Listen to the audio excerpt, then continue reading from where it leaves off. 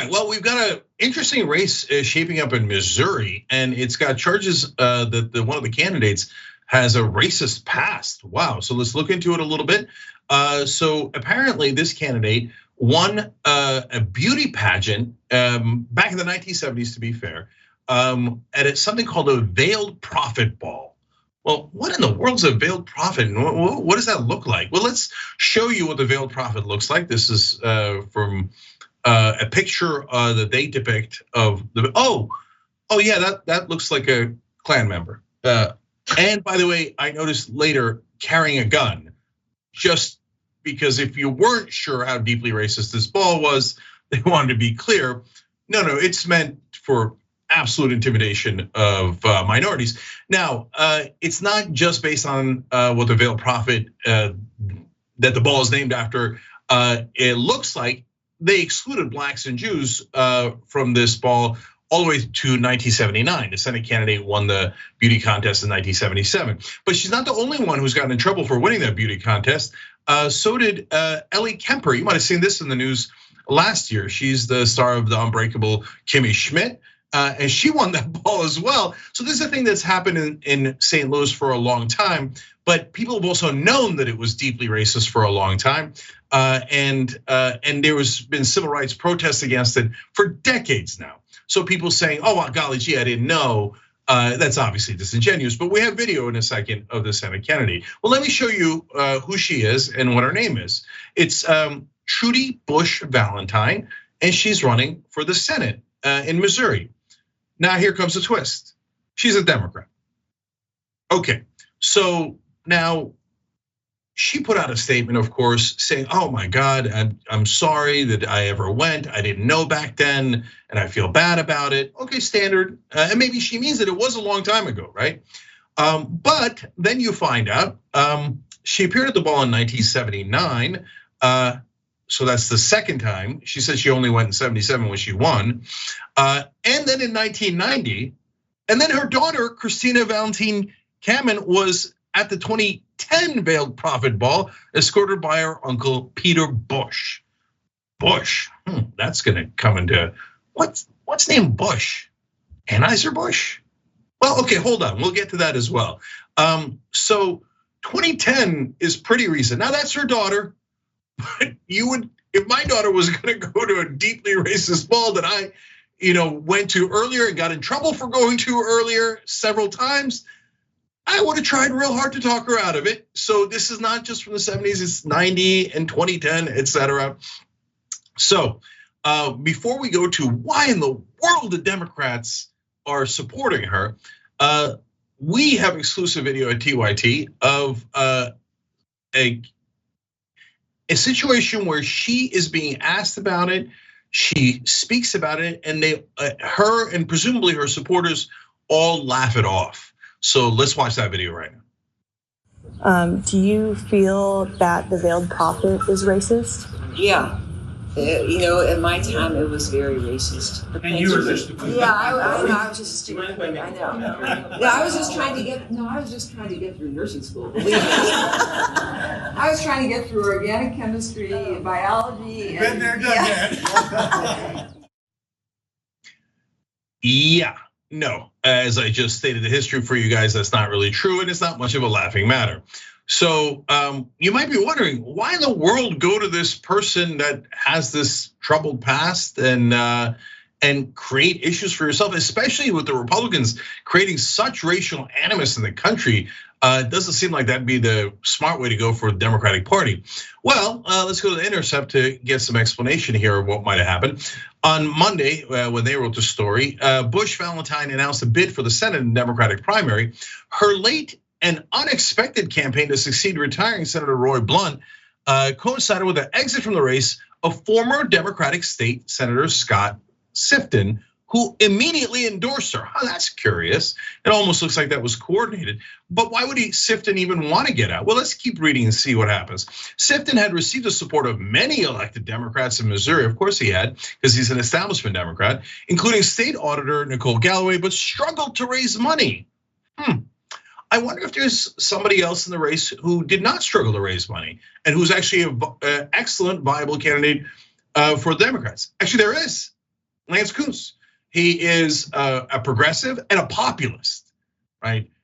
Constantly talks about the working man in Missouri and how we've got to do economic populism. Now that is very popular, and he's way outraised the establishment Democrats. Remember all the time that the establishment Democrats told you, and it was almost a half admission, all we care about is the money. But wait a minute, the populist candidate has more money in this case and more popularity. So problem solved. You don't need that establishment state's legislator. No, but he's a progressive, so they can't have that. So they had, since the other establishment Democrat was not doing that well in the primary against him, they had to remove him as a last second, we're gonna lose Hail Mary, and they put in Trudy Busch Valentine. Now, why did they put her in? Well, let's find out. With Busch Valentine, the Missouri Democratic Party will get a high net donor and insider, one who hosted a fundraiser for presidential candidate Hillary Clinton in 2016 at her family estate, okay? So, by the way, that family estate was featured in her political ad, which we showed you a still picture of earlier, and it was on her farm, and she talked about how she was a single mother raising 6 children on that farm. What she neglected to tell you is she inherited that farm along with $250 million. So spare me a single mother struggling along to get on the farm. Another thing she neglected to tell you is that farm used to be a slave plantation. Not what I would have featured in a political ad. And finally, this also must have greatly appealed to the Democratic leadership. Her brother, August Busch III, is also a prolific donor, giving hundreds of thousands of dollars to a contender in the Republican primary and her potential rival in the general election, Missouri Attorney General Eric Schmidt. Democrats in Washington love people that are associated with Republican donors. So, David, what do you think of this Hail Mary? Is it gonna work? Is it a disaster? Thoughts? Well, first of all, for everybody who likes Busch beer, including me, this is something that I didn't know. There's an heiress to the Busch beer family who is using her connections in terms of her wealth to say to Democrats, woe is me, single mother of 6, I only have what, 6 nannies, 7 nannies?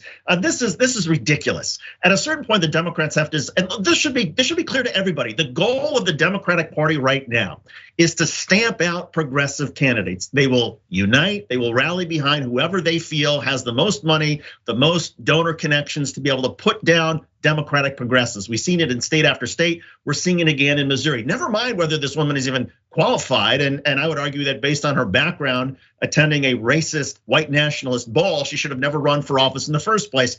But the Democratic Party has blinders on. The moment you say, hey, I'm the heiress to a wealthy family and I can pay for my own campaign and I know a lot of other wealthy people, boom, you are the establishment candidate. Yeah, and by the way, I slipped up earlier. I said Lance, I meant Lucas, of course. It's Lucas Kunce, and he's doing fantastic in that race. I mean, but David, that really goes to the Democratic leadership and Democratic consultant class betraying themselves. Because and mainstream media too, because they all play this game of like, oh golly gee, we don't care which Democrat, we just whichever one has the best chance of winning. But Lucas is doing great in fundraising, in polling. He's doing a populist campaign where he's trying to appeal to the average working class person in Missouri. All of these are far more likely to work and far more likely to get you the victory in that critical Senate seat in Missouri. Imagine if we pick up a Senate seat in Missouri, that would be amazing. And they're like, yes, but he's not incredibly wealthy. And so not good enough. We're worried that he might actually do those populist programs, and we need someone who has hundreds of millions of dollars. So we're assured that she will not be for any change at all, and she'll try to keep the current status quo exactly as it is. And that status quo includes employing a lot of Democratic establishment operatives and strategists because she has so much money. None of them are gonna say to the Democratic Party, wait a second, maybe we should go with this other guy. No, they're gonna say, of course, go with the wealthy person because that's more money that she can bring into the Democratic National Committee, to the DCC, to the DSC. I mean, somebody who's loaded will attract a lot of people in the Democratic Party who are also part of this corrupt system will say, yes, of course you should run. Yes, of course you would be a great senator. There's nobody saying to her, wait a second, well, maybe you're not the best candidate because of your background, or maybe we should actually test whether the progressive policies that are being put forward by a rival actually resonate better with Missouri voters. Yep. Sounds like the Democratic Party to me, unfortunately. Thanks for watching The Young Turks, we really appreciate it. Another way to show support is through YouTube memberships. You'll get to interact with us more. There's live chat emojis, badges. You've got emojis of me, Anna, John, JR. So those are super fun. But you also get playback of our exclusive member-only shows and specials right after they air.